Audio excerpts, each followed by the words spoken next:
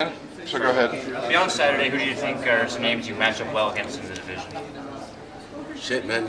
Nobody that's not good in the division, right? So I did want to fight Dong Young Kim previously. He's fighting my buddy Sean Pearson, so hopefully that fight doesn't happen. Sean takes him, beats him, and then, I guess they don't put the guys who win and the guy who lose together. But again, I just kind of focus on what it is I do. I'm not a matchmaker or a promoter or any of that stuff. Well, I guess a self-promoter, but a matchmaker, so I leave that to the, Joe Silva to put together the fights. He's done a great job so far, so let him keep doing his thing. With your success in the UFC, Claude, have you noticed, are you getting more sponsors and things like that? Oh, yeah. Has it life changed in that regard? I think my management probably is the biggest change. I hooked up with Glenn Robinson at Authentic Sports Management, and night and day difference sponsorship-wise. I've had some ridiculous numbers before in terms of support, as they would call it. Now it's actually looking a lot more proper.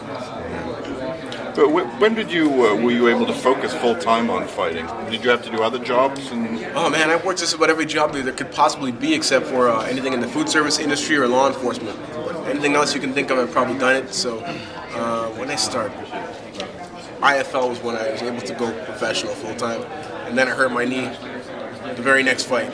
So then I was out again, back to working, and then just kind of dedicated myself. I said I got to cut some corners here, take a backseat in my personal life to be able to get this thing going. So you weren't like buying things and stuff like that? No man, living the life of a pauper. What was the worst job you had?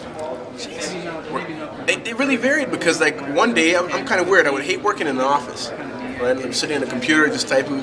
Then I would hate to be in a factory, right? Like pouring molten lava or like working with wood. But at the same time, like every couple weeks I changed my mind. I got a really good job in logistics, which is what I went to school for. But then it's a pretty high-paying job, really comfortable position, and like, hey, this is good. I can work with this company. It's a growing company.